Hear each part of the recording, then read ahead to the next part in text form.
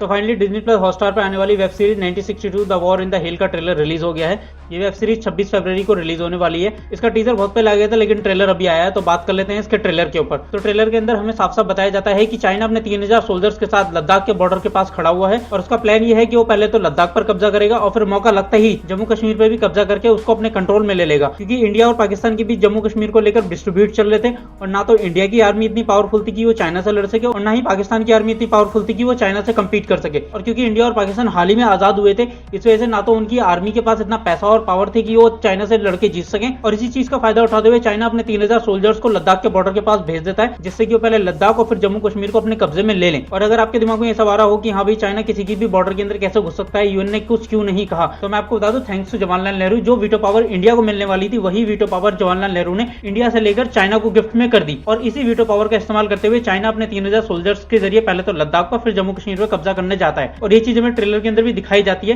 कि किस तरीके से चाइनीज सोल्जर ये बोलता है कि पहले हम लद्दाख पर कब्जा करेंगे और फिर उसके बाद जम्मू कश्मीर पर भी हम कब्जा कर लेंगे। ये बात चाइना को भी पता थी कि इंडियन गवर्नमेंट ये बात अच्छे से जानती है कि वो चाइना से लड़कर जीत नहीं सकती। और क्योंकि इंडिया हाल ही में आजाद हुआ था, इस वजह से ना तो इंडियन सोल्जर्स के पास इक्विपमेंट थे, ना पैसा था इंडियन आर्मी के पास, और इनफैक्ट उनके पास इतना भी पैसा नहीं था कि इंडियन सोल्जर्स को लद्दाख पर लड़ने के लिए उन्हें ग्लव्स भी दिए जा सके। लेकिन फिर भी इंडियन आर्मी का हेड इस चीज को बोलता है कि हाँ हमने माना कि हम लड़ नहीं सकते और ना उनसे जीत सकते, लेकिन हम लड़ेंगे, हम जीते ना जीते वो अलग बात, लेकिन हमारी आर्मी का आखिरी सोल्जर भी आखिरी गोली तक लड़ेगा उनसे। और यही चीज होती भी है। इस पूरी सीरीज के अंदर हमें ना सिर्फ उन 150 भारतीय सोल्जर्स की बहादुरी के बारे में दिखाया जाएगा, बल्कि उनकी लाइफ और उनकी पर्सनल लाइफ के बारे में भी दिखाया जाएगा। और साथ ही साथ हमें यह भी दिखाया जाएगा कि किस तरीके से इंडियन गवर्नमेंट उस टाइम पे काम कर रही थी, जिससे कि चाइना अपनी आर्मी को वापस ले ले या फिर ये जंग रुक जाए। लेकिन ऑल ओवर उस पूरी सीरीज के अंदर हमें भारतीय सोल्जर्स की बहादुरी दिखाई जाती है कि किस तरीके से वो 150 सोल्जर्स ये बात अच्छे से जानते थे कि वो उन 3000 चाइनीज सोल्जर्स से नहीं जीत सकते, लेकिन फिर भी उनका हर एक सोल्जर आखिरी सांस तक अपना बलिदान देने को तैयार था, सिर्फ अपनी मातृभूमि के लिए। और इसी बहादुरी के ऊपर